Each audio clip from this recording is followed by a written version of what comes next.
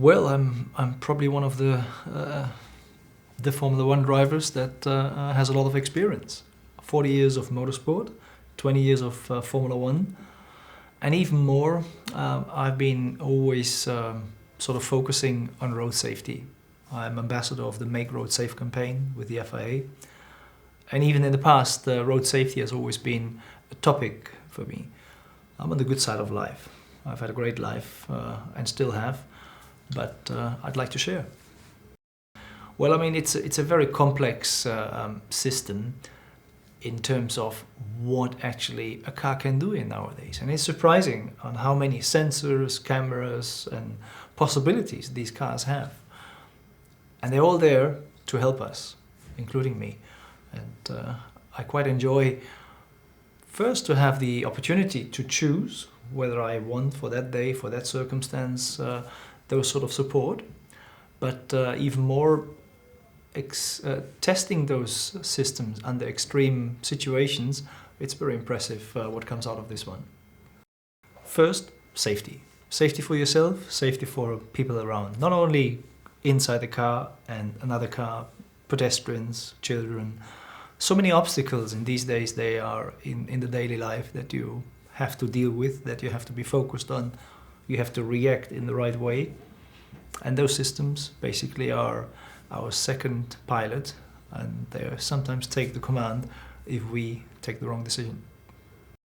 Well, there's one reason, and that is it makes our life and everybody's around much more safe. Very simple. You be turning your radio on, you're not focused. You're doing whatever and you're not focused.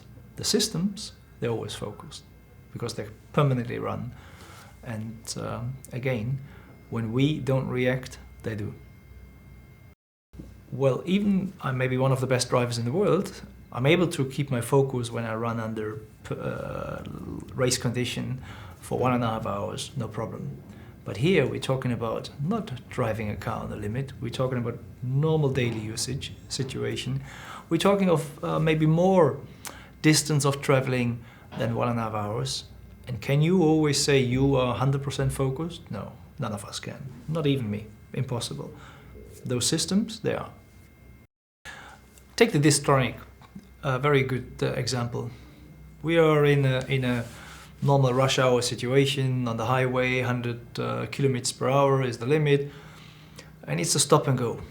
And it's sometimes rather annoying. You can't overtake anyway, so you've got to stay in line, switch on the system, takes over, accelerates, brakes whenever is needed. Even it will keep the line in future, and that's again your choice. You want it or you don't want it.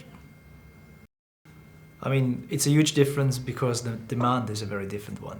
A Formula One car has to be fastest around the lap and about the race distance. A road car has to be good and perfect, not for me as a single driver, but for any human character that may drive a road car. And we're talking about not only in one country, we're talking about worldwide. And the demands are very, very different from one person to the other. And it's an extremely complex challenge. And I can only say compliments to the engineers that they have achieved what they have achieved. Well, I mean, it's pretty straightforward.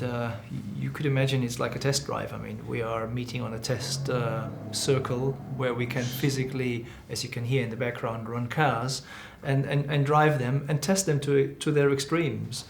And here now is coming a new opinion of a Formula One driver that has his point of view.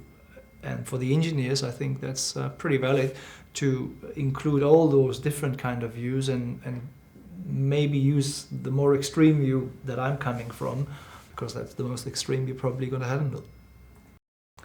Basically, I mean, during those tests, as I would do in a normal Formula One test, whenever I feel something should be in a certain way, then we discuss and I inform how I see my point of view and what actually is possible to implement. And that's obviously the challenge for us to develop something that in the end of the day, for any driver, is perfect. Well, we had an interesting day so far. We have simulated various simulations in terms of accident procedures that you could have. So we had a good experience about the active blind stop situation, and it's pretty fascinating to see how intelligent those systems are.